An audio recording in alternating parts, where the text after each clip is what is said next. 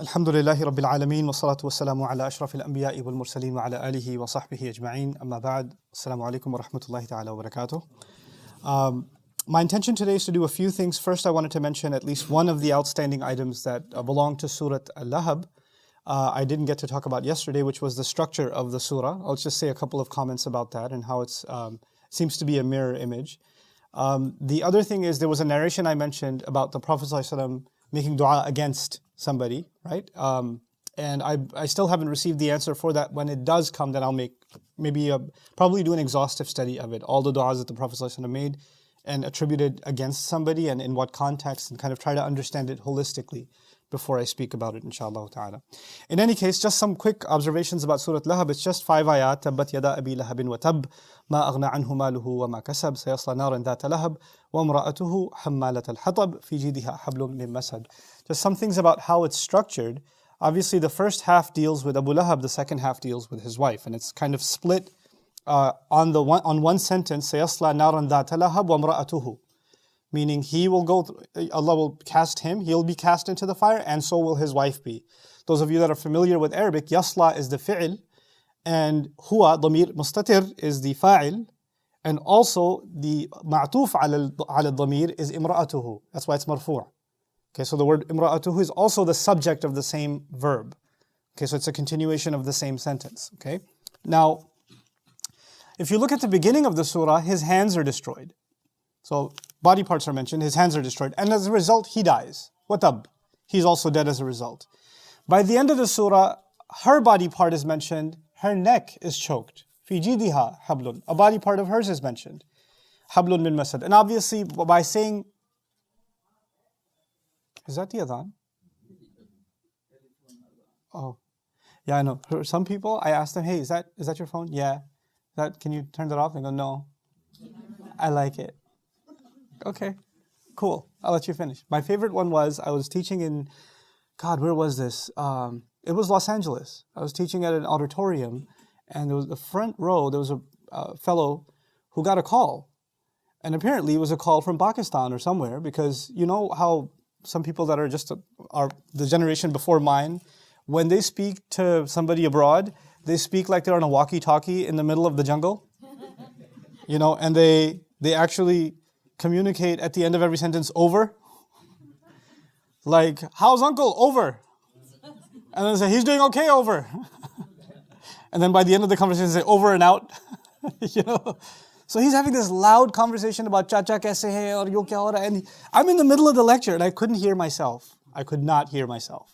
Now the thing is, when I'm teaching Arabic, you could start a circus in the middle of class. I will not care. I will continue to teach. I don't get distracted. When it comes to teaching Quran, Shaitan does not leave me alone.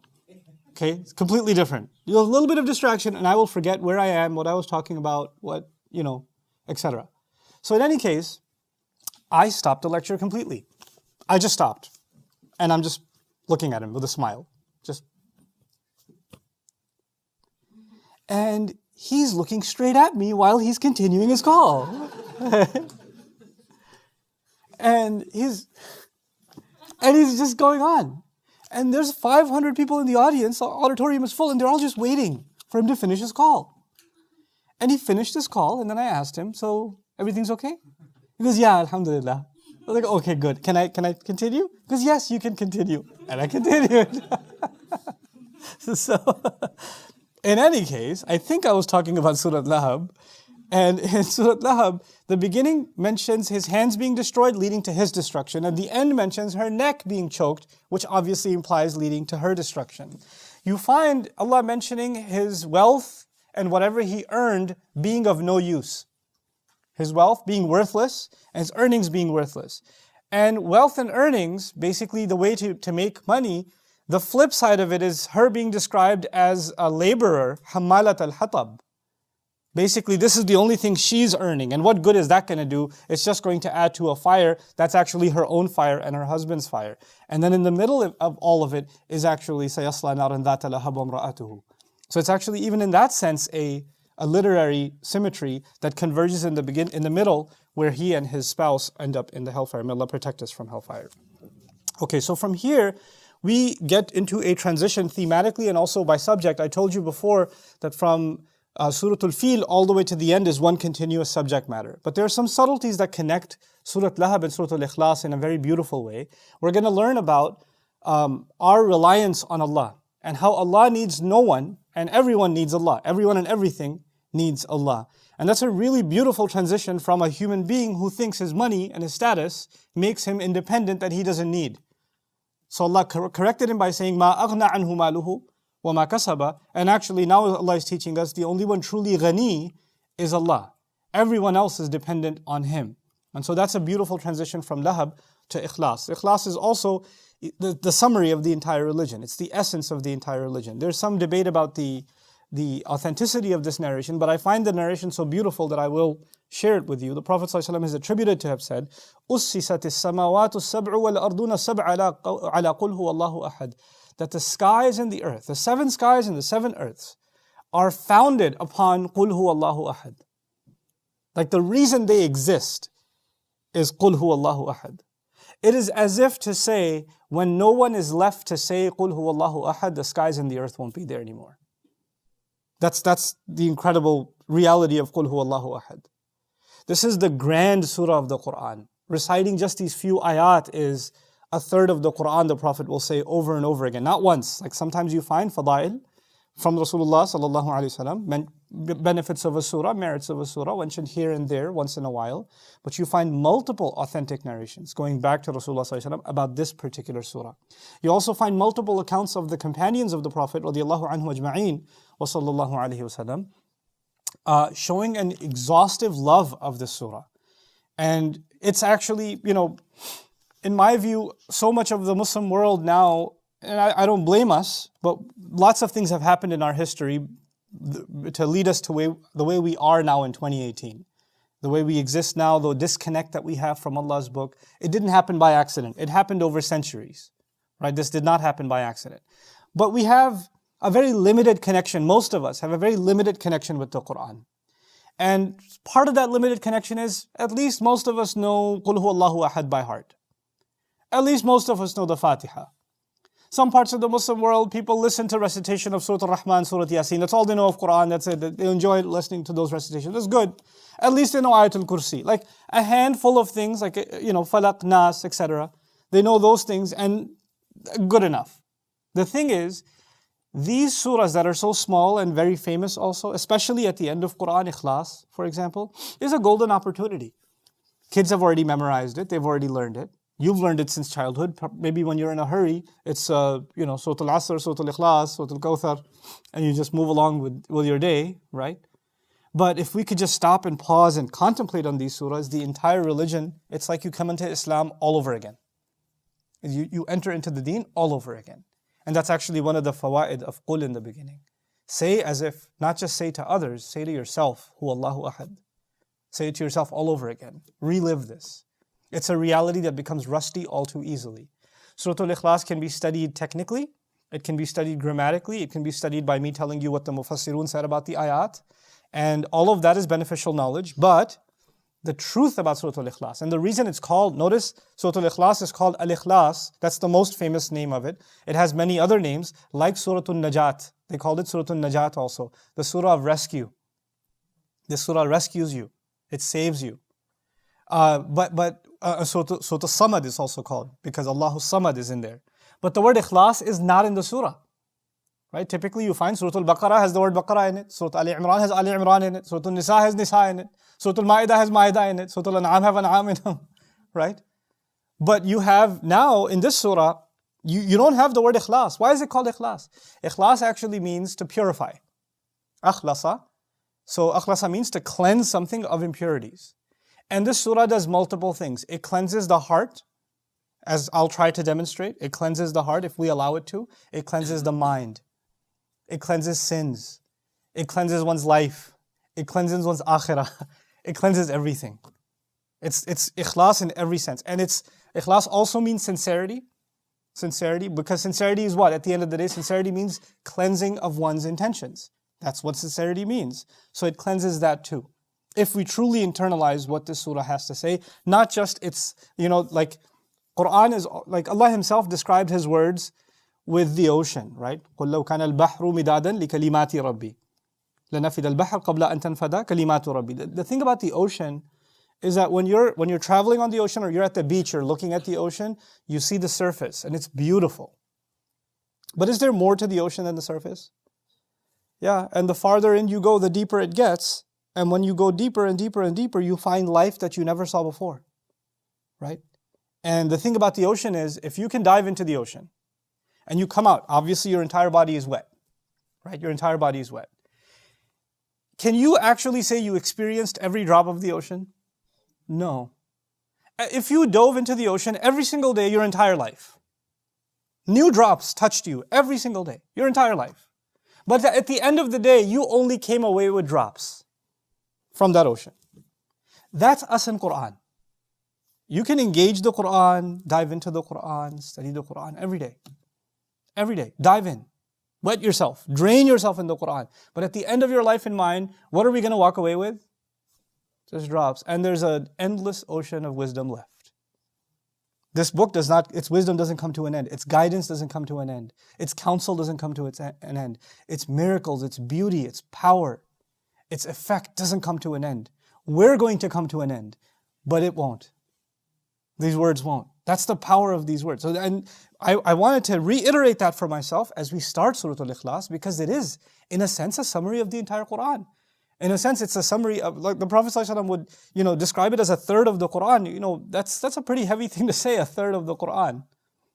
So much of the Quran is encapsulated inside of this one surah. Why? It's not just say, قُلْ هُوَ اللَّهُ أَحَدٌ اللَّهُ الصَّمَدْ لَمْ يَلِدْ وَلَمْ يُولَدْ وَلَمْ يَكُنْ لَهُ كُفُوًا أَحَدٌ Allahu Akbar. Not that. But stop and think. Stop and contemplate. And think from here, and may Allah give us the ability to think from here also. Because when you get that, then Ikhlas happens. Ikhlas actually happens when you recite from here. And may Allah give us that ability. And I pray that this dars is a means by which I can restore my iman, and all of our iman, all of our faith is naqis. It's broken, it's weak, it's faulty. Our connection with Allah is not strong. And I pray that this dars in particular is one by which we can reconnect ourselves with Allah Azza wa Jal. I was telling you that narration about which there is some debate whether or not the skies and the earth are only standing because of Qul Huwallahu Ahad. When you think of the opposite, people say some things, in this surah Allah begins by saying that He's alone, He's the only one. Ahad. When people violate that, when people say وَقَالُوا اتَّخَذَ الرَّحْمَنُ وَلَدًا, when people say Ar-Rahman took a son, Ar-Rahman has taken up a son.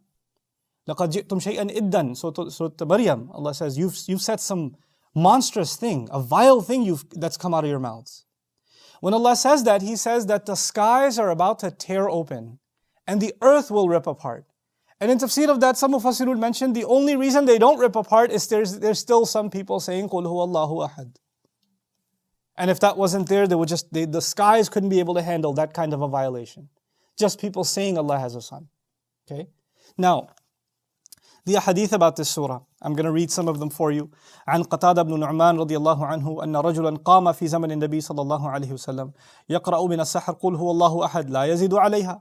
There's a man got up in the time of the Prophet ﷺ. From the morning time, he would only recite Surat Al Ikhlas. Just قل هو الله أحد, nothing more. لا يزيد عليها. فلما أصبحنا أتى الرجل النبي صلى الله عليه وسلم. When the morning came, the man came to the Prophet ﷺ. وذكر ذلك له, and he told him that. وكأن الرجل يتقالها فقال الرسول صلى الله عليه وسلم والذي نفسي بيده إنها لتعدل ثلث القرآن. People were complaining about, why is he only reciting that? Is that enough? And the Prophet صلى الله عليه وسلم said, I swear by the one who controls my life, who has my life in his hands, it is the equal of a third of the Quran. In other words, don't criticize him. If he's got this love for this surah and he recites it all the time, just leave him be. This is good enough for him. في رواية لأحمد عن أبي سعيد الخدري أن رجلا قال يا رسول الله إن لي جارا يقوم الليل. A man came, this is narrated Abu Sa'id al-Khudri. A man came, Ya Rasulullah, Messenger of Allah, I have a neighbor, يقوم الليل. He gets up in the middle of the night, tahajjud prayer. لا يقرأ إلا قل هو الله أحد كأنه يقللها. And it's like he just reduces the whole Quran to just this. So all he recites is قل هو الله أحد, the entire قيام الليل. فقال النبي صلى الله عليه وسلم والذي نفسي بيده إنها لتعدل ثلث القرآن. Again the Prophet صلى الله عليه وسلم said, I swear by the one who has my life in his hands, it is the equivalent of a third of the Quran. It's equivalent of a third of the Quran. وعن أبي سعيد الخدري رضي الله عنه قال النبي صلى الله عليه وسلم لأصحابه أيعجز أحدكم أن يقرأ ثلث القرآن في ليلة فشق ذلك عليهم. The Prophet ﷺ said to the companions one time, Are you tired? Is it too much for you that you will recite 1/3 of the entire Quran in one night? Is that too much for people? قالوا أينا يطيق ذلك يا رسول الله. They said, who has the ability to recite 1/3 of Quran, Messenger of Allah? فقال الله الواحد الصمد ثلث القرآن. Allah, the one, the Samad, that's 1/3 of the Quran. Recite Ikhlas. That's 1/3 of the Quran. Don't be lazy at night reciting Surat Al Ikhlas. And the hadith begins with, are you incapable of reciting it? Is any of you incapable? Like the Prophet ﷺ isn't just saying you should recite it. It's like he's almost complaining. You know how parents sometimes they give you advice? They say, is it too much for you to finish your homework on time? Was it too much to ask you to just brush your teeth? Is it really that hard to close the bathroom door? You know that form of speech? Okay, I know. I forgot. It is said about things that are so easy and yet you don't do them. This is the Prophet ﷺ's usloob for telling us something that is so profoundly easy and yet we overlook it. Okay, so just nighttime is a good time for Surat Al Ikhlas and Falaq and Nas, as we will see when we get to those surahs. Okay. عن عائشة أن النبي صلى الله عليه وسلم كان إذا أوى إلى فراشه كل ليلة جمع كفيه ثم نفث فيهما فقرأ فيهما قل هو الله أحد وقل أعوذ برب الفلق وقل أعوذ برب الناس ثم يمسح بهما ما استطاع من جسده يبدأ بهما على رأسه ووجهه وما أقبل من جسده يفعل ذلك 3 مرات. The Prophet ﷺ at night time, when every time he's about to be lying in his bed, he would hold his hands together, blow into his hands 3 times, like that. Some say 1 time, this narration says 1 time, and he would recite in both of his hands, قُلْ هُوَ اللَّهُ أَحَدْ قُلْ أَعُوذُ بِرَبِّ الْفَلَقِ قُلْ أَعُوذُ بِرَبِّ النَّاسِ. Then he would rub it, he would do masah all over his body 3 times, and he would do this 3 times. And this is narrated by Aisha radiallahu ta'ala anha. She says, Saluhu, another time Sahaba came to him and said, this person only recites, even when he leads the prayer, he's reciting, every time he recites something, like he recite any part of Quran, then he'll finish it off with Qul Huwa Allahu Ahad, and then Allahu Akbar. Like he'll do that at the end of every rak'ah. So the Prophet ﷺ said, Saluhu li ayyi shay'in yasna'u dhalik. Go ask him, why does he do that? فسألوه فقال لأنها صفة الرحمن وأنا أحب أن أقرأ بها. He said, because that is the quality of the most loving, caring, and merciful one. It's a description of Ar-Rahman. Notice he didn't say it's a description of Allah. He said it's a description of Ar-Rahman. That's important because he sees some rahmah in this surah. And that's why he's not reciting Ar-Rahman or Allama al-Quran khalaq al-insan. He's reciting Qul Huwa Allahu Ahad. And he's doing it all the time. And the Prophet, and he said, that's why I love reading it. And I lead prayer with it. That's why I love to read it and read prayer with it. فَقَالَ النَّبِيُّ صَلَى اللَّهُ عَلَيْهِ وسلم أَخْبِرُوهُ أَنَّ اللَّهَ يُحِبُّهُ. The Prophet ﷺ said, tell him Allah loves him. Tell this person Allah loves him. وعن عبد الرحمن بن أبزة عن رسول الله صلى الله عليه وسلم كان يوتر بسبح اسم ربك الأعلى وقل يا أيها الكافرون وقل هو الله أحد فإذا فرغ قال سبحان الملك القدوس 3 ويمد في 3. It would be the Prophet ﷺ when he would pray the witr prayer, it would be Sabbih Isma Rabbika al-A'la, Surat Al-Kafirun, and every time Surat Al Ikhlas in the 3rd rak'ah. Okay? So that would be the consistent practice, and when he would be done, he would say Subhan al-Malik al-Quddus 3 times over. Now, this description is so beautiful in the Musnad of Ahmad. عن عقبة بن عامر قال لقيت رسول الله صلى الله عليه وسلم فقال لي يا عقبة بن عامر. The Prophet ﷺ said, Uqba, listen.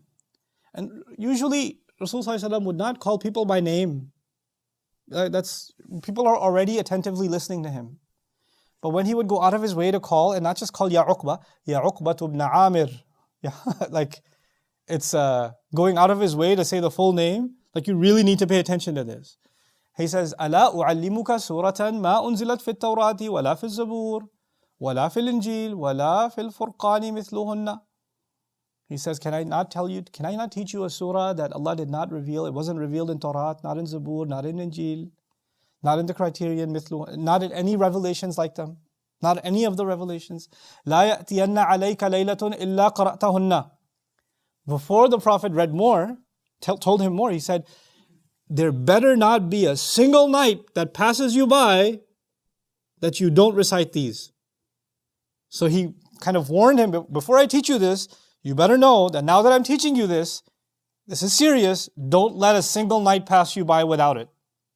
That's the لا يأتين عليك ليلة إلا قرأتهن فيها قل هو الله أحد وقل أعوذ برب الفلق وقل أعوذ برب الناس. I don't have to translate that. Last 3 surahs. فقال عقبة فما أتت علي ليلة إلا قرأتهن فيها. Never did a night come by except I recited it. وحق لي أن لا أدعهن وقد أمرني بهن رسول الله صلى الله عليه وسلم. And it is only rightful that I would never abandon them when the Prophet went out of his way to command me to do that. صلى الله عليه وسلم. وعن أبي هريرة رضي الله تعالى عنه أن النبي صلى الله عليه وسلم قال سمع رجلا يقرأ قل هو الله أحد. One time the Prophet صلى الله عليه وسلم, Abu Hurairah narrates, the Prophet صلى الله عليه وسلم was passing by and a person was reciting قل هو الله أحد. And the Prophet صلى الله عليه وسلم said وجبت. وجبت. Wajabat means it became mandatory. You can also think of it as it became guaranteed. It was guaranteed. Now what was it? فَقَالُوا يَا رَسُولُ اللَّهِ مَا وَجَبَتْ. They asked the Prophet ﷺ, what became guaranteed? What is mandatory? He said, قَالَ وَجَبَتْ لَهُ الْجَنَّةِ. He said, Jannah became guaranteed for him. Jannah became mandatory for him to receive. Just for him listening to قُلْ هُوَ اللَّهُ أَحَدٌ. مَنْ قَرَأَ قُلْ هُوَ اللَّهُ أَحَدٌ عَشْرَ مَرَّاتٍ بَنَى اللَّهُ لَهُ بَيْتًا فِي الْجَنَّةِ. The Prophet ﷺ says, Al-Sahih Al-Jami' Al-Saghir, he says, whoever recited this surah, قُلْ هُوَ اللَّهُ أَحَدٌ 10 times, Allah builds him a house in Jannah. Allah builds that person a house in Jannah. May Allah make us of those people. Okay.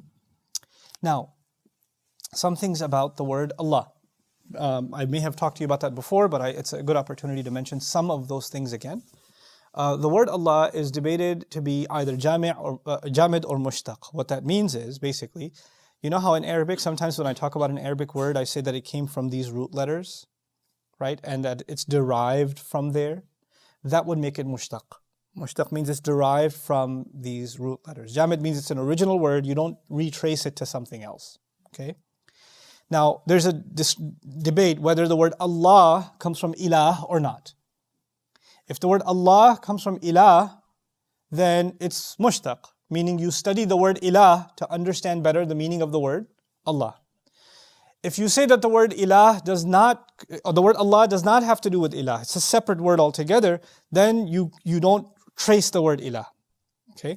So when we say la ilaha illallah, then those are 2 separate words. And Allah would be the proper name of Allah, and you cannot find its meaning in a dictionary. It's beyond dictionary meaning.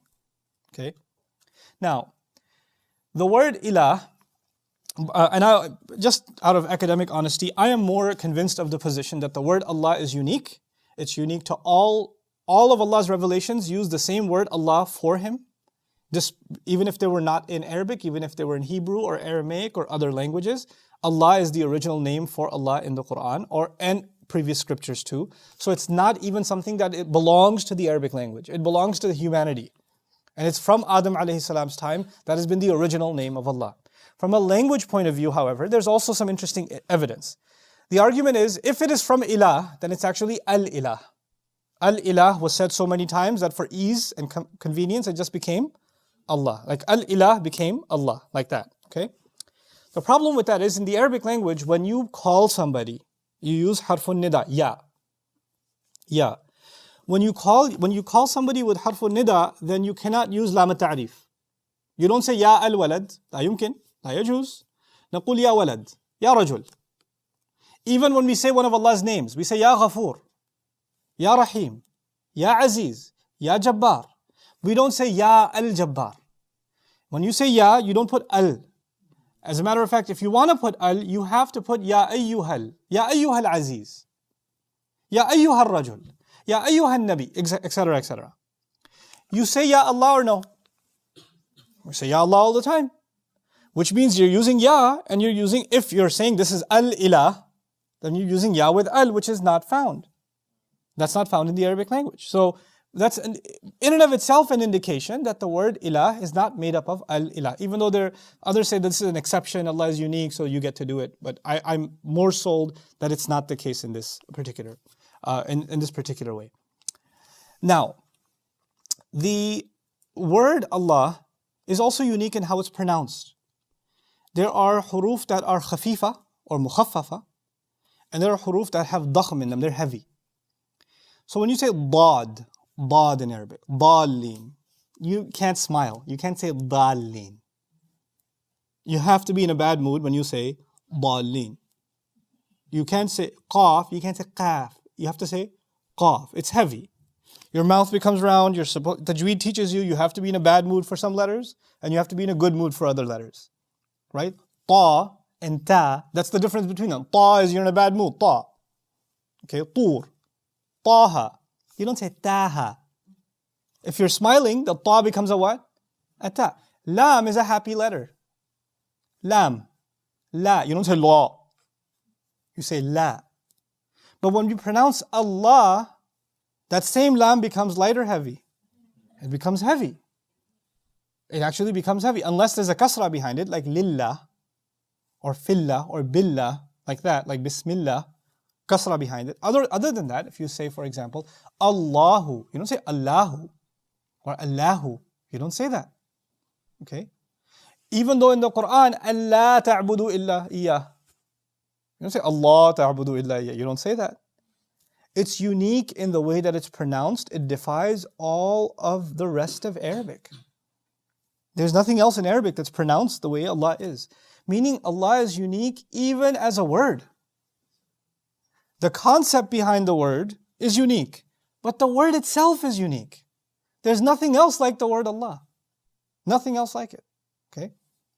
Then of course, if you accept that the word Allah is mu'arraf, it's proper name of Allah. The thing with proper names in Arabic is that either they have al on them, which we're arguing it doesn't have al on it. And if they don't have al on it, there's only two possibilities.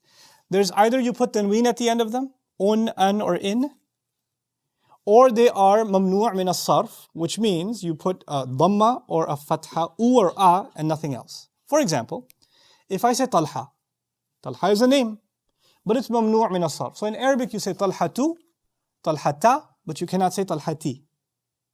Ubayda, Ubaydatu, Ubaydata, there's no Ubaydati. You cannot say it. It's not allowed.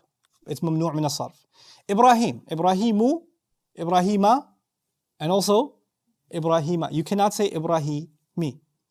Now if you make it, completely mu'rab, if you allow u, a, and e, then it's not u, a, and e, it's un, and in, like Muhammadun. You don't say Muhammadu, you say what? Muhammadun, Muhammadan, Muhammadin. Shu'aybun, Shu'ayban, Shu'aybin. With Yusuf, it's something else. It's Yusufu, Yusufa, and Yusufa. In other words, what I'm saying is when you have a particular name, you have two options. Either the ending will be un, an, or in. That's possible. Or the endings will be u, a, and a. Those are the two. There's no third, except with the word Allah. The word Allah has Allahu, Allah, and Allahi. All three. When all three are possible, either you get tanween at the end, or you get two out of the three. Even in its i'rab, it's unique. Nothing like it. Especially if you accept that it's, they say, if, like I said, it's from all previous scriptures, then you would say it's foreign to the Arabic language. Actually, in that sense, it's also unique. I would argue that the word Allah is local to all languages.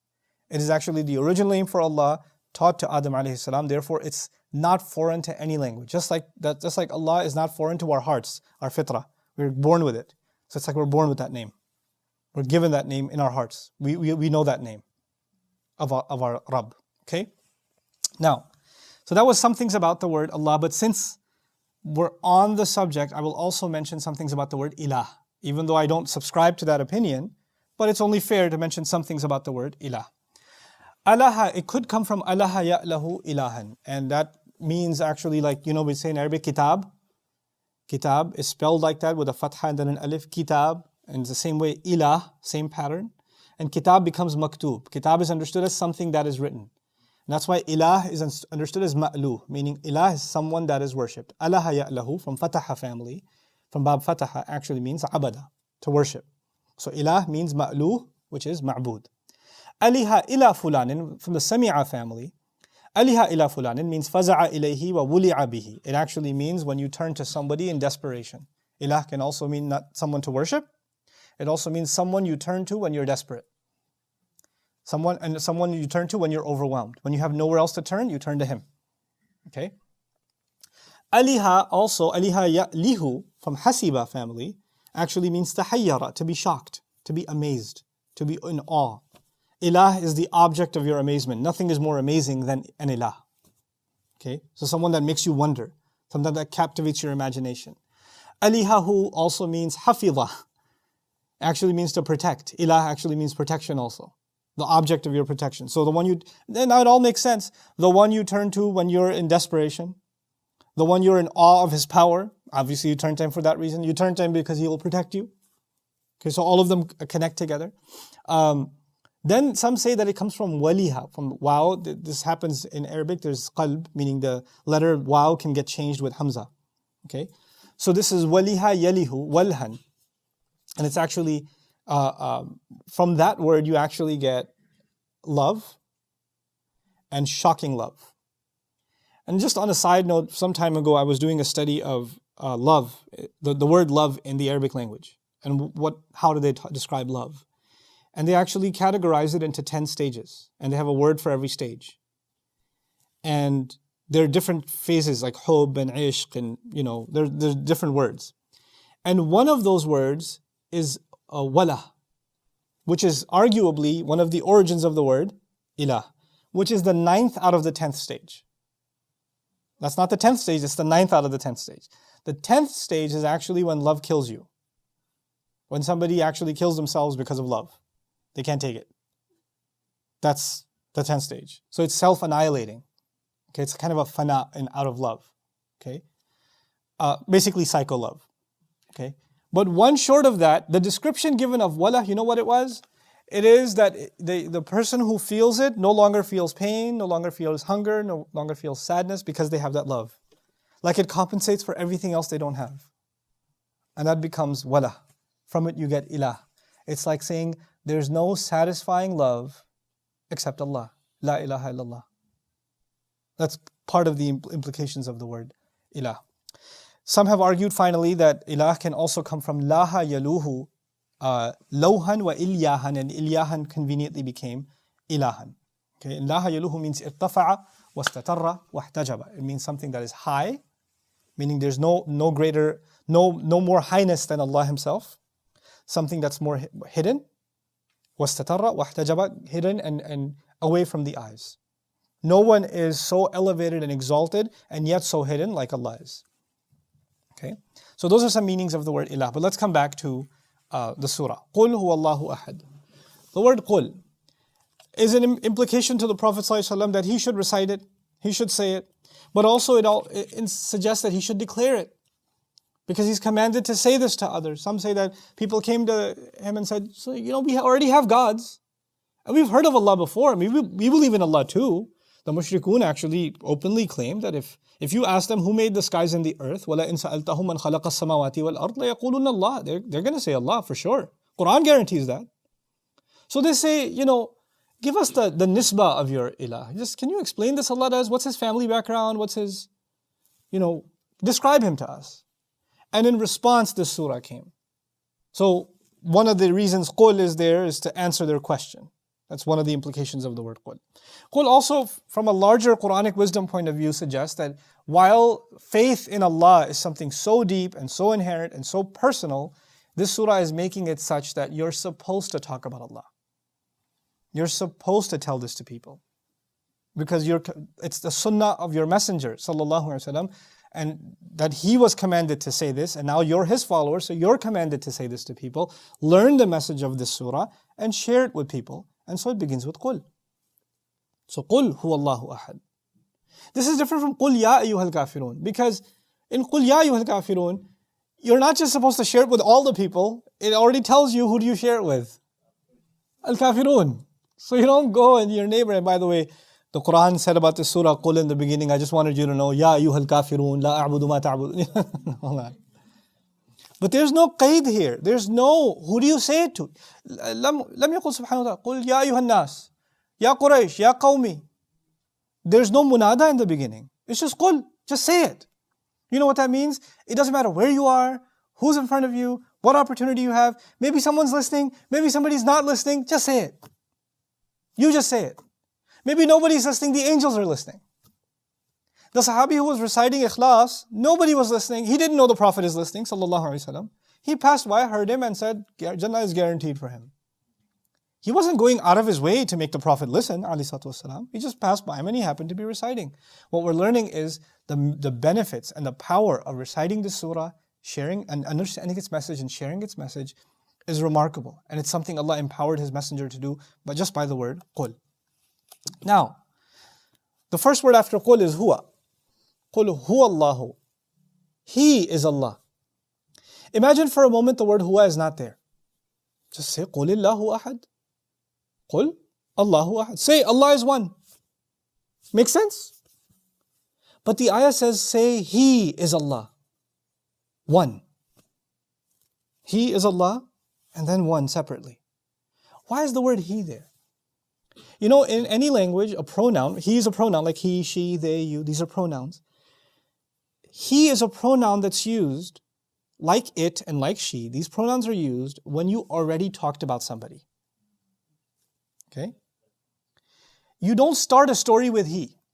You say, once upon a time, a man was hungry. You don't say, once upon a time, he was hungry. You have to say first what? A man was hungry. In the next sentence, you're going to say, he went out to get some food. Because to your listeners, when you said he went out to get some food, what's already in their head? The man's already there. So, الضمير يعود إلى المذكور. The pronoun goes back to somebody who's already been mentioned. Somebody who's already been talked about. But the surah did not begin with the mention of Allah. There's no mention of anyone before the word huwa. It starts with huwa. This creates a problem because a pronoun is supposed to go back to something. The beauty of it is, it's supposed to go back to something that's already in your mind and in your heart. This is in Arabic called Damiru Sha'an. This is Allah's way of saying that who He is already in you. And He's making reference to something that's deep inside your heart and your conscience already. He's echoing something inside of your soul and mind when He says Huwa. Qul Huwa. And you'll know who. You'll just know who. You know? It's very, very powerful. Qul Huwa Allah. Now, He is Allah. He is Allah. When he says that, He didn't describe Allah. He didn't go any further. As a matter of fact, that's a sentence by itself. Say He is Allah. Say He is Allah. This is furthering what the Quraysh had said about their idols. They're daughters of Allah, they're angels or daughters of Allah, they had idols, and they used the word Allah also. The Bible, by the way, the Arabic Bible, since the time of the Prophet and even before, was using the word Allah for God. So it's not even something that only Muslims were using. Christians were using the word Allah too. There were Arab Christians in Najran. They were using the word Allah for God too.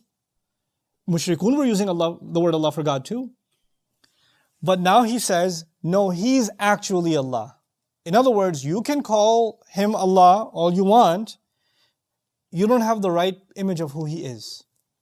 You've misidentified Him. You've mischaracterized Him. He's in fact Allah, meaning the one I'm about to tell you about is Allah.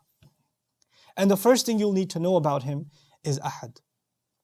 Qul huwa Allahu Ahad. You know, this is a hard thing for me to explain. I'm going to try my best to do it.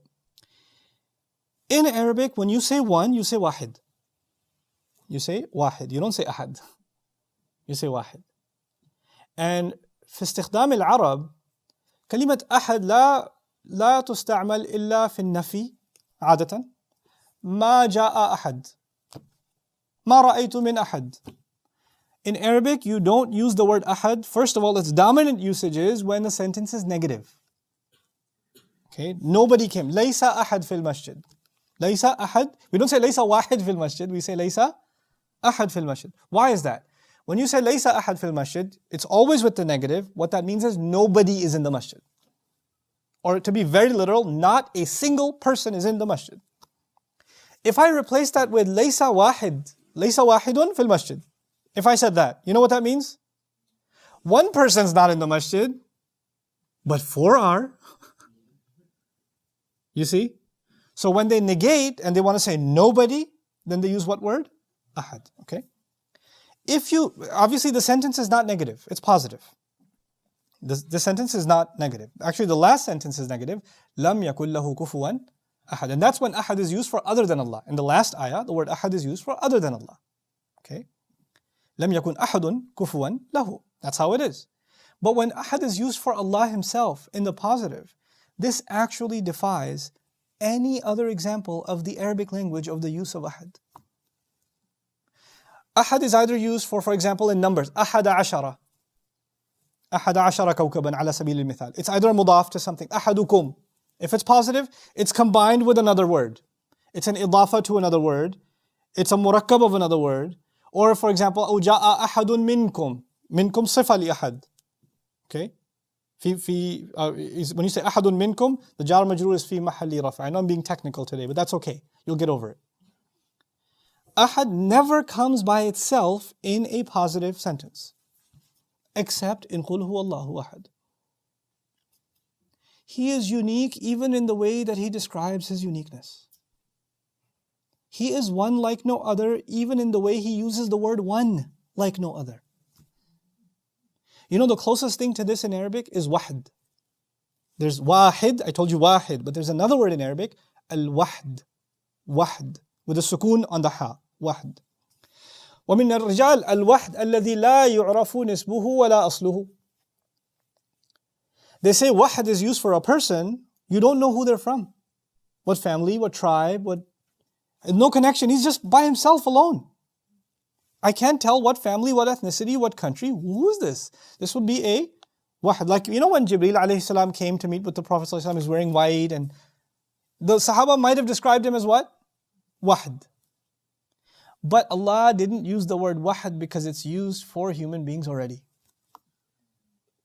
It's used to describe people. رَجُلٌ أَحَدٌ. And by the way, لا يقال في العربية, لا يقال في اللغة. This is in لسان العرب. Ibn al-Manzur, he says this. لا يقال رجل أحد ولا درهم أحد كما يقال رجل وحد أي فرد. You never say in Arabic, one man, رجل أحد. You don't say it. Or a single dollar, dirham ahad. You say dirham wahd, rajul wahd. This wahd was already used for other than Allah. Ahad was not used by the Arabs ever for anything other than negative, so Allah used it. Subhanallah. قُلْ هُوَ اللَّهُ أَحَدٌ.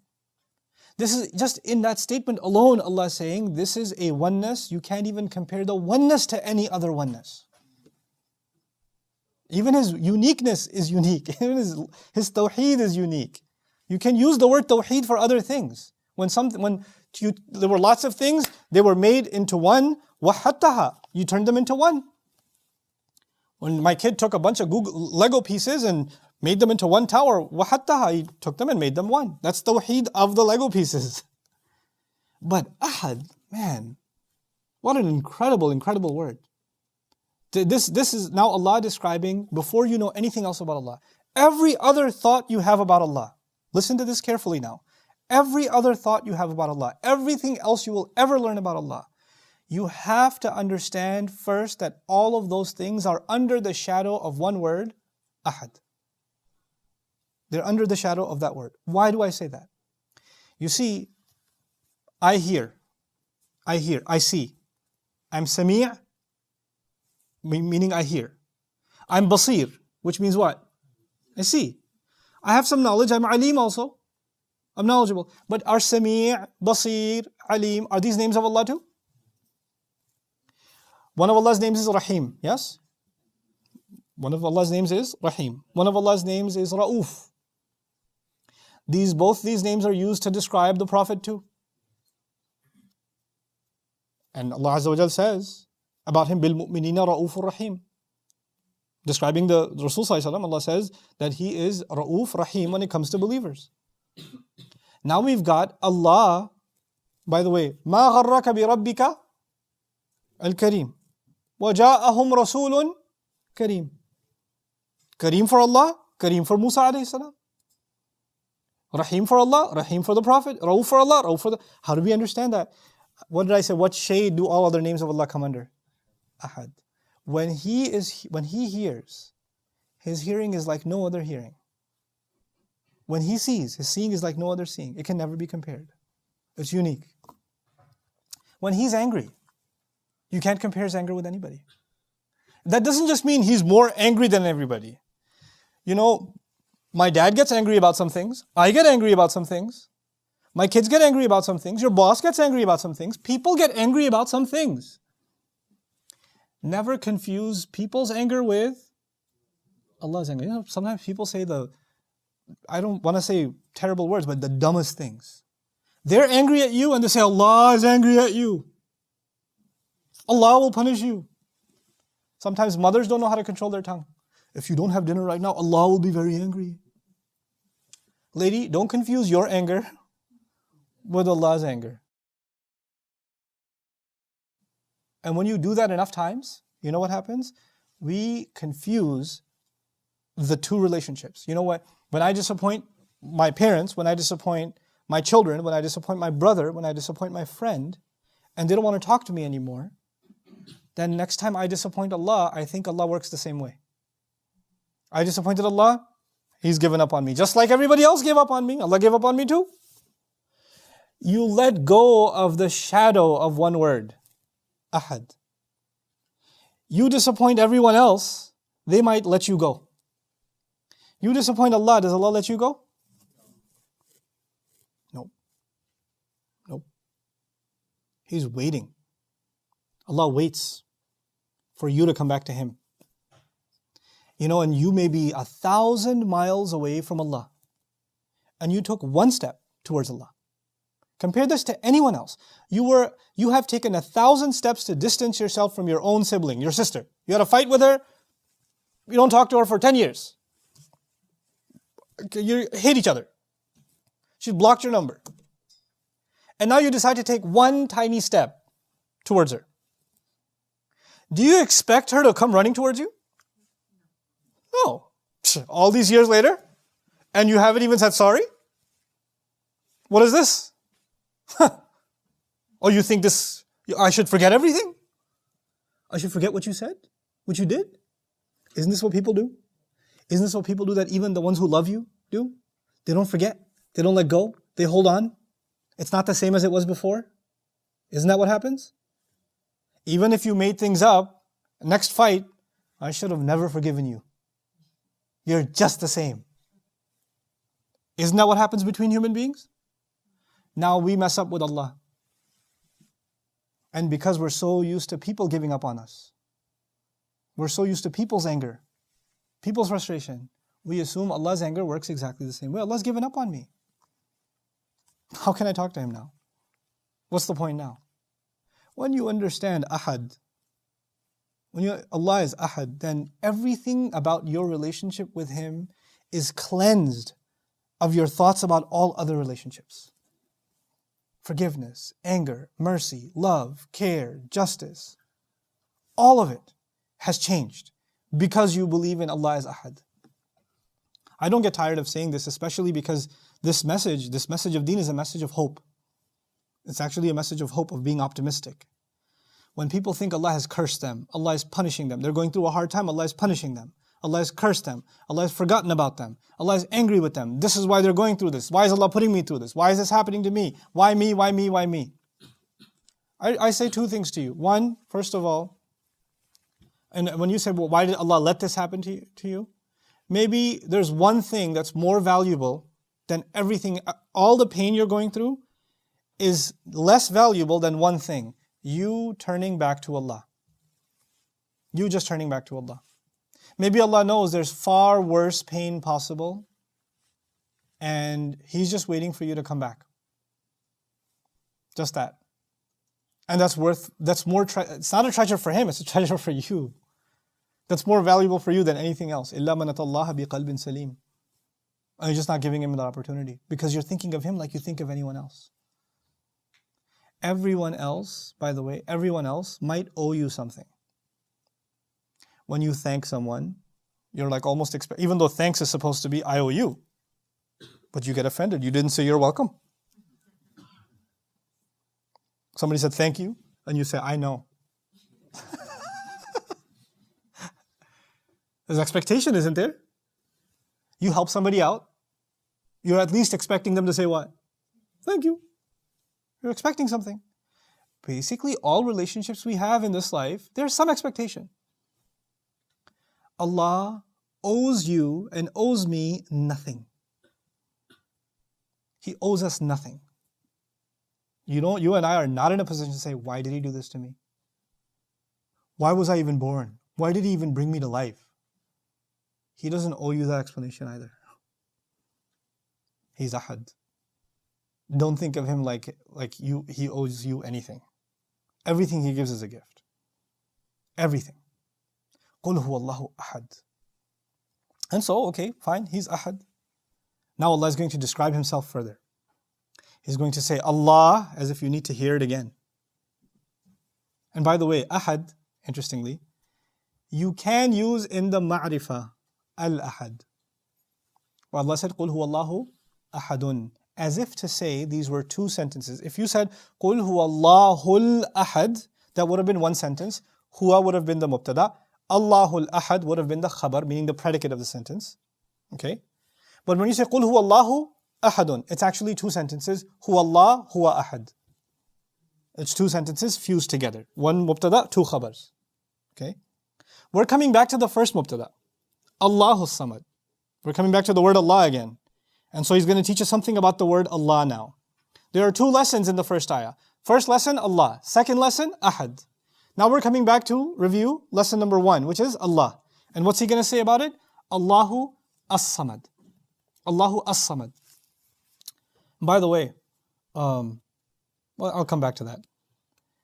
It's as if you really want to understand how to describe Allah beyond His oneness or His uniqueness.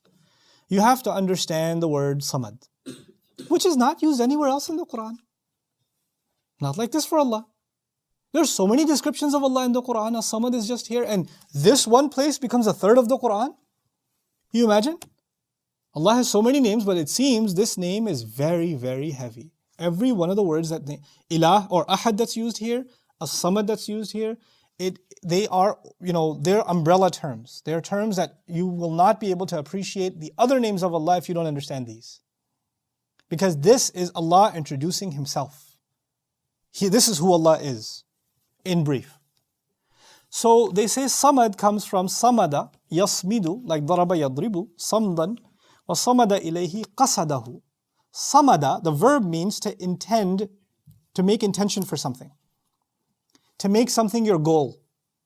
To make something your goal. ما روي عن ابن عباس أنه لما نزلت هذه الآية قالوا ما الصمد. When the surah came, they asked the question, what is Samad? Even the Arabs said, what does he mean by Samad? قال عليه السلام هو السيد الذي يصمد إليه في الحوائج. He said, he is the leader, the chief, the final nth, to whom everybody will turn. They will make the intention to go towards Him. They will make Him their goal when times of need come. Let me explain Samad in simple language. And Samad, by the way, also means Ar-Rafi', the elevated one. Samad basically means the one you turn to when you have a need and you're never disappointed. He has everything you need and He's never going to have less than what you need. Completing that definition is He's the one that you will always need and He will always have what you need, and He will need no one or anything. He needs no one, He needs nothing. But He's the fulfillment of all needs. Allah, As-Samad, Allah is the fulfillment of all needs. Okay? Imam Fakhruddin al-Razi mentioned a few implications of the word Samad, and I thought they were very beautiful, so I've highlighted some here for you. الصمد هو العالم بجميع المعلومات لأن كونه سيدا مرجوعا إليه في قضاء الحاجات لا يتم إلا بذلك. As-Samad means that He knows all and everything. He knows everything there is to know about every situation, because if you went to somebody with your needs and they didn't understand your problem, then they will not give you what you need. Let me give you an example. If you go to the doctor and you say, I'm feeling this, this, and this, but he doesn't do a full checkup, because there's some things you feel that are happening and there's some things you don't feel but they're happening. They're happening inside your body. You have a heart problem, but you're like, yeah, I feel a little weak, but I think if I just eat bananas, I'll be fine. No, you need a checkup. And even the doctor can't just look at you and know everything. He has to do a full exhaustive analysis. Maybe some blood work, maybe some scans, and then say, okay, you know what, this is what's going on with you. Until the one who's going to give you what you need knows, he can't give you what you need. So first and foremost, Allah knows the insides and outs of all circumstances, all situations, what's going on inside you, what you're aware of, what you're not even aware of. You go to a therapist to find out what's happening in your subconscious, and Allah Azza wa Jalla says, Wallahu alimun bidhatis sudur. Allah is fully aware of the nature of the chest, parts of your heart, parts of your feelings that you're not even in touch with, that are sitting in your subconscious. Allah knows those too. He knows what you're feeling and the source code behind those feelings. He knows those. So when you go to Him, there's no one who knows better than He does. And therefore no one can fulfill those needs better than He can. الثاني الصمد هو الحليم لأن كونه سيدا يقتضي الحلم والكرم. It's actually forbearing and caring. Because when you go to someone who has what you need, oftentimes we go to somebody who has what we need, but they don't give it to us. Or they don't give it to us in the way that we need it. Sometimes there's a father who does not give love the way he should. And the child has nowhere else to turn because the child has need to find affection from his father or her father. And they keep going back to the father and they only get harshness. Just because you have what the other needs doesn't mean you're going to give it. You have to be soft towards the other. You have to be forbearing, loving, caring. And that's Allah's grace. That He's graceful and loving and caring and merciful, captured inside As-Samad. He's the fulfillment of all needs. He could not fulfill your needs if He didn't care. If He simply didn't care. وقول ابن مسعود قول ابن مسعود والضحاك الصمد هو السيد الذي قد انتهى سؤدده. They say As-Samad is the head, meaning the highest authority, after which there is no higher authority. I'm reminded, one of my kids, when she was younger, we had to get an appointment with a specialist, right? And you can get one appointment, one in 6 months. Okay, and if you miss it, good luck, next 6 months, maybe even a year. So even to get that appointment, you try to call, nobody's picking up, then you try to find maybe a doctor who's at the masjid, who's at the same hospital and he's Muslim, and maybe he can use some connection to get the call through. You need somebody with some authority to connect with somebody with some more authority, to connect with somebody with some more authority. In America, it's not as prevalent, networking is there, but in the Muslim world, if you don't have connections, you get nothing done. I know somebody, I'll take care of this. Or I know who to talk to. If you don't have connections, you have nothing. And there's someone who has some authority, who will go to somebody who has a little more authority than them, but they have a connection with them. And so that you keep moving up the ladder by connections. That's what you have to do, right? Basically, when you have a need that needs to be met, you have to go to people higher than you. That's what you need. The word Samad suggests, according to Ibn Mas'ud radiyallahu anhu, He's the highest authority, there is no connection on top of Him. And the beauty of it is, in every other connection, you have to go to the one that you have access to, and they go to someone who is level, you go to level 1, somebody goes to level 2, then somebody connects to level 3, and you need to get to level 7, but you can't get there, you're 0. You need somebody to connect the dots for you, And here you have access to the highest of the high, Allah directly. And He will directly fulfill your need. You don't have to go through anybody. This is captured inside As-Samad. الرابع قال الأصم الصمد هو الخالق للأشياء ولذلك لأن كونه سيدا يقتضي ذلك. He's the maker of all things. Who will know the needs better than the one who made them? Like He knows what you need before you even came with it, because He manufactured you. He crafted you. Him being the maker is embedded. وقال السدي الصمد هو المقصود في الرغائب. As-Samad is the one sought after whenever you desire something.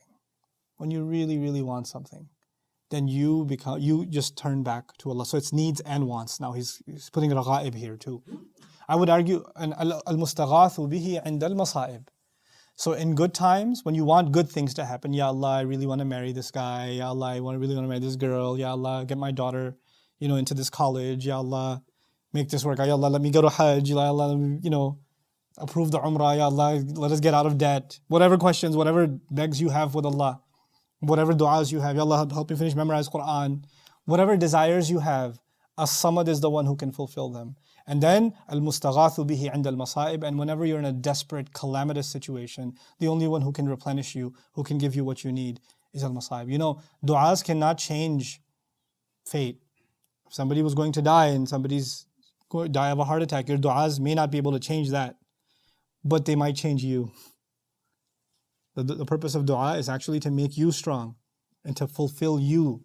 Your need was not this person living. Your loved one passed away. It's extremely painful. But Allah knows that your heart needed something else. Allah knows. Sometimes we don't even know what we need. We go with one need, Allah gives us another need. He responds with something else. And it wasn't what we wanted. And because this is, again, we think we know. Allah is telling us He knows better than we do. He knows better than we do. Sometimes we ask for things, you know, وَيَدْعُ الْإِنسَانِ بِالشَّرْ دُعَاءَهُ بِالْخَيْرِ. Human beings call for things that are harmful for them. And they think they're calling for good things. They're asking Allah for good things. They don't even know they're asking for their own harm.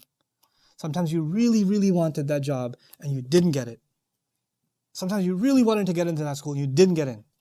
It didn't work out. And you're devastated. I mean, so much dua, so much prayer, so much this. But you know what? Allah had your rizq written somewhere else, and had you gotten into that school, the doors to evil would have opened up for you. You would have gone away from Allah's deen. Other problems would have happened. That building blew up through 2 years later. Whatever. Allah knew, you didn't know. What seemed like a problem at the time, and you were so disappointed, if you understood Allah is As-Samad, then you know He never, ever, ever gives you other than what you need. He never disappoints your needs. Yeah, that contentment settles in. Okay. السادس الصمد هو الذي يفعل ما يشاء ويحكم ما يريد لا معقب لحكمه ولا راد لقضائه. As-Samad is the one who does whatever He wants, makes whatever decisions He wants, not you want, not what I want. And no one follows up with Him and gets to ask Him, hey, why'd you do that? How come you did that? Nobody owes Him, He owes no one an explanation. And nobody gets to cancel His verdict. I know the verdict has been passed, can we appeal it? There's no appealing His verdict. Whatever He's decided, He's decided. Okay? This is, by the way, it should be mentioned here because a lot of people are in distressful situations. I like to categorize difficult situations into two. Situations people put you in, and situation Allah put you in. Okay? People put you in a situation, Allah put you in a situation. What kind of situation did Allah put you in? You were driving, and your car failed, your brakes failed, you ran into a tree. Nobody put you in that situation. That was Allah's decree that that would happen. Unless you were getting a brake sign, check brakes for the last 4 months, then you put yourself in that. You don't say, Allah, Ya Allah, how did my brakes fail? You know, Ya Gade, like get your brakes fixed before that happens. But then sometimes, you know, you get diagnosed with a disease. You get hit by a truck. You get struck by lightning. Something happens that's out of your control. You had no way of controlling it. There was no way it could have happened otherwise, right? That's when things are in the hands of Allah and you let go. But when people do wrong things, when people commit crimes against you, and you just sit there and say, well, that's what Allah wants, I should have sabr. Allah will give me what I need. Hold on a second. That's not the teaching of our deen. That's not the teaching of our deen. Some things that only come from Allah, you let go. You can't control it. If there's a flood right now, there's nothing we can do. That's in Allah's hands. There's an earthquake right now, may Allah protect us. There's nothing we can do. That's in Allah's hands. You know? And that's His verdict, it will not change. Nothing can change that. But if somebody is going to commit a crime, then you don't just say, well, Allah wanted this to happen, therefore, no, then you pursue justice. Then you don't relegate it to Allah. And criminals do that. Criminals say, this is happening, they do it to you, and they say, this is happening to you because Allah wants it to. And then you internalize that too. We don't do that. In any case, وَلَا رَادَّ لِقَضَائِهِ أَنَّهُ سَيِّدُ الْمُعَظَّمِ الثامن أنه الفرد الماجد لا يقضى في أمر دونه أو لا يقضي في أمر دونه. He's the only one, when He makes a decision, nobody else gets to make a decision when He's made a decision.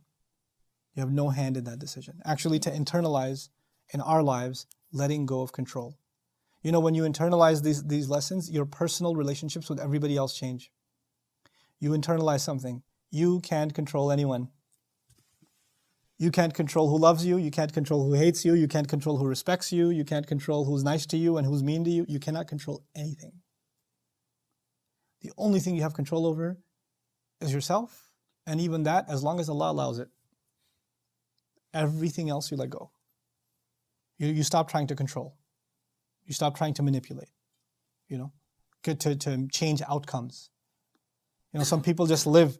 If I do this, then they'll think this. And if I do that, then they'll do this. And if I this, then this, then this, then this. They're constantly making these calculations in their head. Their entire life is just a chess game of how am I going to get this person to do what I want them to do. You don't control that. Allah is As-Samad. Allah is in control. And your needs will not be met if they behave the way you want them to behave. Or they say what you want them to say. Or they do what you want them to do. Your needs will only be met by As-Samad. This lets you go of your dependence on people, you know that? Internalizing Allahus Samad, Qul Huwa Allahu Ahad, Allahus Samad, it lets you go of, I don't need people anymore. I don't need, and you know, in many of our cultures, there's a very serious low self-esteem and dependency kind of problem. People will say things like, don't do this, if you do this, I will die. Don't go to college. If you go to that college, your father will kill himself or he'll have a heart attack. Do you want your father to have a heart attack? Wait, if I go to engineering school, my dad will die? Because if we don't become doctors, then might as well just be ready for Jahannam already, because what good are you now? You know. This kind of manipulation, this kind of control, you let go of. You let go of it. Your children. Or your kids have turned 25, 26, they're not married. They come home one day, I want to get married. I found a girl. Like, huh? You? How did that happen? No, not on my watch. You happy on my watch? No. That's not why we have kids. No, but I want you to be, then your parents will tell you, I want you to be happy. In the way that I want you to be happy.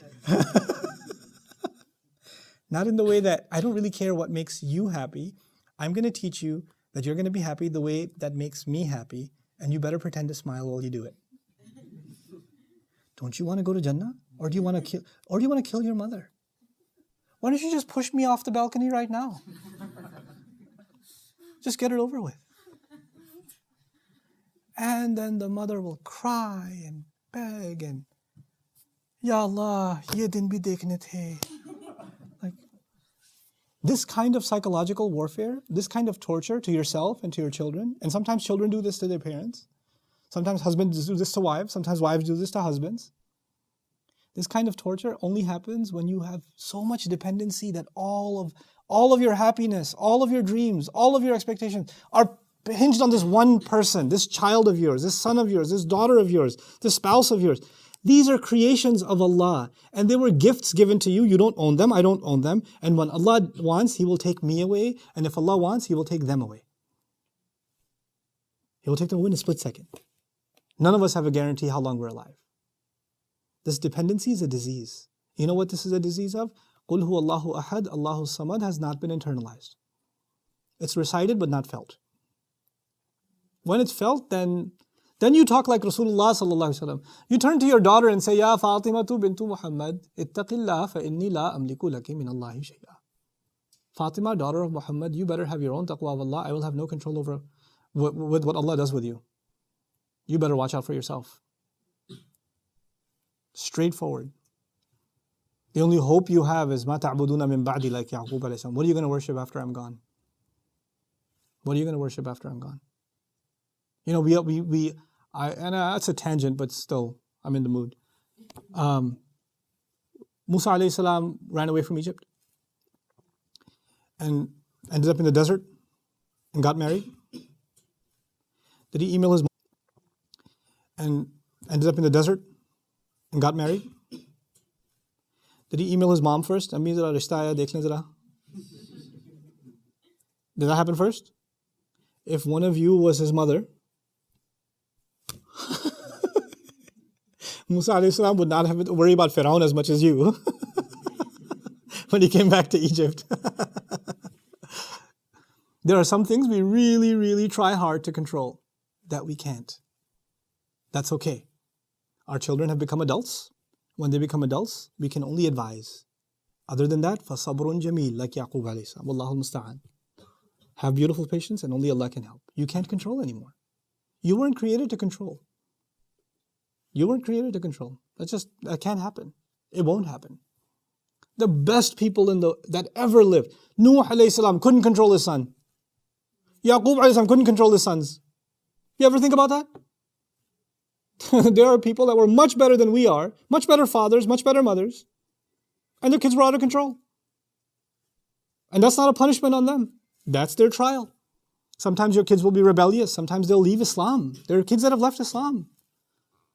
Some kids are doing drugs at the house, in front of the mother, and say, what are you going to do about it? I know, because moms come and tell me. And sometimes the son tells me, yeah, I do it. So what? These situations exist. They're real. And in these situations, this surah comes to life.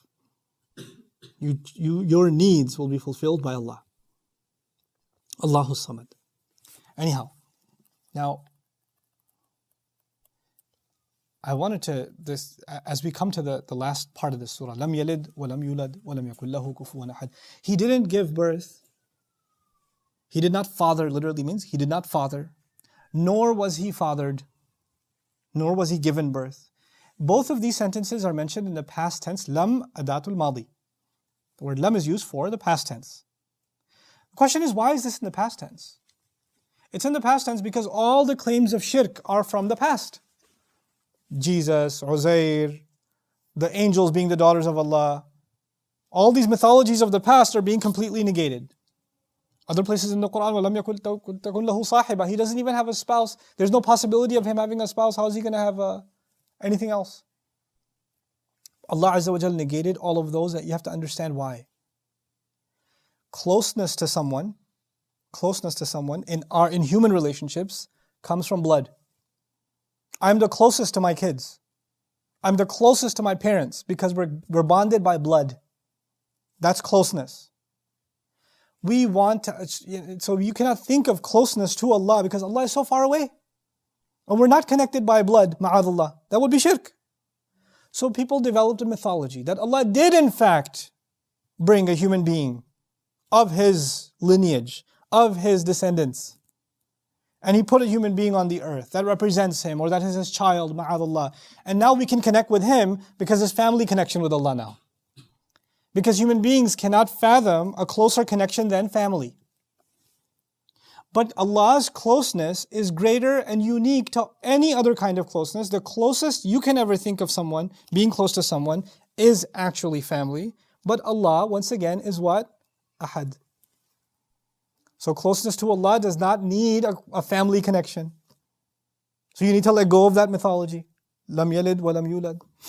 Nor was he born of anything, and sometimes. And by the way, why walam yulad? So the notion of Allah having children, ma'adallah, angels or Jesus or whoever else, the psychology is always the same. The psychology is Allah is the ultimate authority, the father figure, ma'adallah, and father figures in history were always authoritative, scary. But He loves this one son of His, or He loves these daughters of His. So if I'm in trouble, I'm not going to go to the boss. I'll go to the boss's kids. And they can say, Dad, don't fire him. I like him. The driver messed up. And the father's going to fire the driver. But the daughter came, Dad, no, don't fire him. Just for me, just let him go. And the dad says, okay, fine. For you. I'm letting you go. I would have fired you, but for my daughter, because I love my daughter, I'm letting you go. This is called shafa'ah. Shafa'ah means out of love of a close one, you let somebody else off the hook. This is the psychology of shirk. I'm going to do sins, I'm going to do crimes against Allah, I'm going to get in a lot of trouble with Allah, but I can have somebody do sifarish for me, like somebody comes in between and says, Ya Allah, hold on, He's with me. We're good, right? Because we're family. That's the psychology of shirk. Allah says, you don't need anyone between me and you. Your needs are with a Samad. So let go of this. Let go of this nonsense. Lam yalid. And then walam yulad is actually when people, when they attributed this kind of connection to Allah with Isa alayhi salam, being the son of Allah, ma'adallah, or Uzair or others, then you're always going for your needs to who? Who do you go to your needs for? Always this creation, over and over again. So much so that they become God. In the beginning, they were just a child of God or connected to God or family with God. But since you're going to them all the time, then they became God Himself. God was given birth. The Lord was born. That it evolves and it deteriorates, it mutates into God Himself. And so Allah adds walam yulad. It's actually a mutation of the first ugliness. The first thing was liyuqarribuna zulfa, to bring us closer to Allah, to make things beautiful. But as that gets uglier, then you just take that object of worship, that object of connection, that shufa'a, and you make them aliha themselves. They become ilah themselves. So Allah says, lam yalid wa lam yulad. Then He adds the final statement of this surah, walam yakul lahu kufuwan ahad. And the word here to understand is kufu. Kufu means adil, ma yusawi. Al-musawi, the equal to somebody who's replaceable with someone else. Okay, this is the Arabic word kufu. This is why al-mukafa'a in Arabic is al-jaza alladhi li'annahu yu'tihi ma yusawi ma a'tahu. Al-mukafa'a is I gave you the equivalent of what somebody else gave you. This is called mukafa'a. Okay, and this is Allah describing. Let me translate this for you. And there's no one ever that has existed that can be an equivalent for Him. And I'm using existed on purpose because kana here can be used as tam, not naqis. Lam yakun ahad means no one has ever existed. I can even translate that as what? No one has ever existed as an equivalent to Him, as an equal to Him. Lam yakun lahu kufuwan ahad. Allah is describing by the end that there isn't just idols that are worshipped. It's not just idols. It's not just children of God, ma'adallah. That was already covered. Lam yalid wa lam yulad. This part, this next, and by the way, other gods have been negated already with Ahad. That's already taken care of. Your needs are taken care of in As-Samad. Then Allah having any sort of connections that further Him in some way by other beings has already been negated. Lam yalid wa lam yulad. Lam yakul lahu kufuwan ahad is taking it a step further. This statement is going beyond just idols and false gods or children of God, etc., etc. It's actually, I would argue, even destroying idols that live inside hearts. Please understand that there are idols that live outside. There's also idols that live inside. For a Muslim, it's very easy to destroy the idols that live where? Outside. It's very hard to fight the idols that live inside because they're invisible. You don't think about them. You have to actually cleanse them out all the time. And Allah is Ahad. Allah is the fulfiller of all needs. But when your needs become, and by the way, As-Samad, one meaning I deliberately skipped. As-Samad doesn't just mean the one who fulfills all of your needs and all of your goals. As-Samad also means Al-Maqsood, meaning Allah Himself becomes your goal. Everything you do because your ultimate need is to meet that goal, meeting with Allah.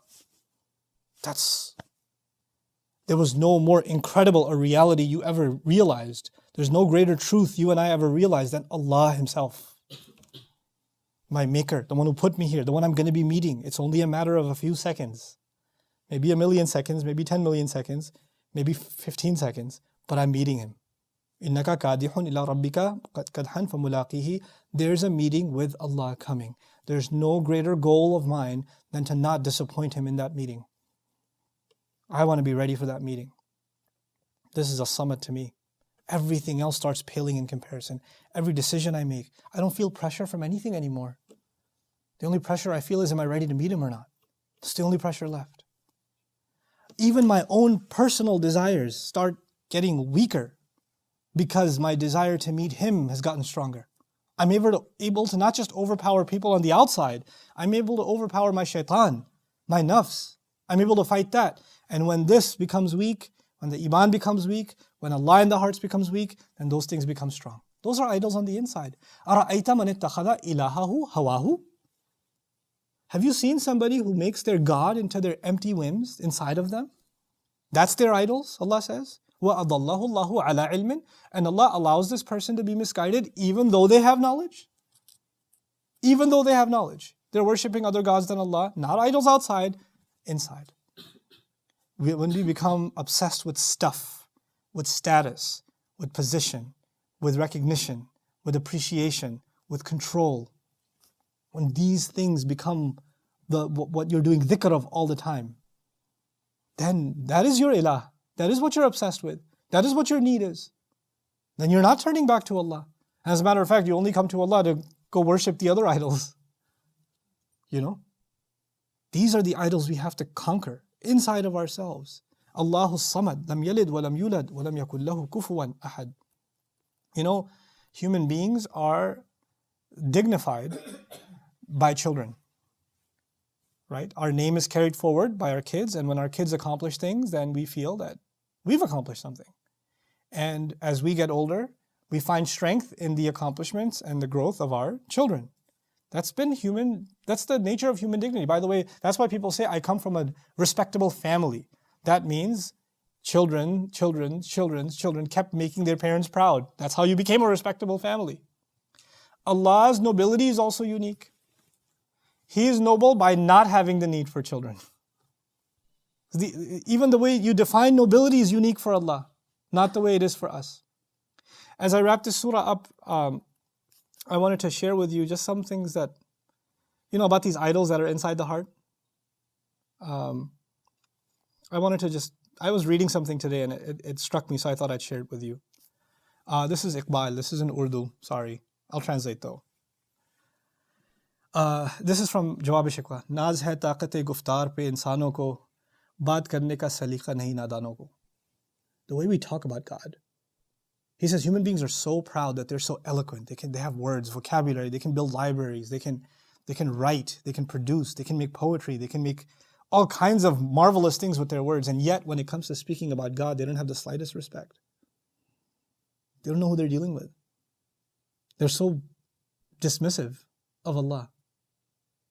Guys, you and I can make dhikr of Allah with our tongues and the heart will be completely empty. Very easy. Alhamdulillah, mashallah, assalamu alaikum, astaghfirullah, Allahu Akbar, make the salah. The heart's completely empty. We have to allow these words to mean something, to let go and to truly mean something. I can't do that for you and you can't do that for me. That's something that's just a conversation between you and Allah when you're by yourself. My recommendation in the car, just talk to Allah. Just talk to Him. This one really hit me today. किस कदर तुम पे गिरा सुबह की बेदारी है, हमसे कब प्यार है, हाँ नींद तुम्हें प्यारी है. He says, how hard, it's so hard for you to get up in the morning. Like it's God speaking to the human being saying, how hard is it for you to get up in the morning? Yeah, you don't love me, you love your sleep. Where's the love for me? SubhanAllah. Like I need sleep. I don't need to stand up in front of Allah. Our needs overpower the Samad. And yet when we wake up late, we're in a hurry. We're like, I don't want to pray long prayers. So what do? قُلْ هُوَ اللَّهُ أَحَدٌ اللَّهُ الصَّمَدُ لَمْ يَلِدْ وَلَمْ يُولَدْ وَلَمْ يَكُنْ لَهُ كُفُوًا أَحَدٌ. The irony of it all. The irony of it all. So I'm going to wrap up now. There are just some observations about the structure of this beautiful, beautiful surah. It began and ended with Ahad. The first ayah ends with Ahad. The last ayah ends with Ahad. The first ayah ends with Ahad in the way that only can be used by Allah. And then the last one describes no Ahad has ever existed that can be an equivalent to Him. There are two khabars of the first sentence. There are two statements being made. Allah and Ahad. Those were the two predicates. Allah, comma, unique. Now, I'm going to geek out with grammar for just a minute. I promise, 60 seconds. And then I'll come back to human. Okay? The word Allah is mu'arraf bil lam. It's proper. The badal of it, or the ataf bayan of it, is actually the word Allah again, Allahus Samad. So the ma'rifah is furthered by the ma'rifah. Allah, you want to know more about Allah? That's the next ayah, Allahus Samad. But Ahadun is nakira. Okay, it's got tanween on it. Ahad. It's not Al-Ahad, it's nakira. Now a nakira, when you want to give it a sifa, when you want to further it, you don't put an ism mawsul. You don't say Ahad, alladhi lam yalid wa lam yulad wa lam yakul lahu kufuwan ahad. Notice there's no alladhi. It's lam yalid wa lam yulad wa lam yakul lahu kufuwan ahad, which makes that sentence either musta'nafa, it's separate, or it's a sifa of the word ahad. يعني ahadun lam yalid, ahadun lam yulad, ahadun lam yakul lahu kufuwan ahad. It's like that. Because in the Arabic language, when you have nakira, when you have tanween, then the jumla fi'liya can become a sifa, an adjective of that noun. So what's happening is there were two words, two khabars in the first ayah, Allah and As-Samad. Then Allah was furthered with the next ayah, and Ahad was furthered with the next two ayat. Okay, so what I'm saying then is the word Allah is connected to ayah number 2, and the word Ahad is connected to ayahs number 3 and 4 grammatically. We're talking purely now, grammatically. Now let's talk human. That was grammar for people who study Arabic. Now let's talk human. The surah introduced Allah as 2. Allah, unique. Yes? What's the most important thing you need to know about Allah? Ayah number 2, that He is As-Samad. He is unique. How do you understand that He is unique? Well, let me explain. Lam yalid, wa lam yulad, wa lam yakul lahu kufuwan ahad. It's actually those two words, those two seeds that turn into two flowers. They're connected grammatically that way and thematically that way. That's how the surah opens up, subhanAllah. That's actually how the surah is structured. And so with that I conclude our dars of Surat Al Ikhlas. May Allah Azza wa Jal make us people that whose recitation of Al Ikhlas is accepted. And may Allah grant us sincerity and purity and cleanse our hearts of all fears, all needs, all desires that are not pleasing to Him. And may Allah strengthen our hearts with Iman. And may Allah Azza wa Jal make this a means by which we are given a house in Jannah. Barakallahu li wa lakum. Wassalamu alaikum wa rahmatullahi ta'ala wa barakatuh.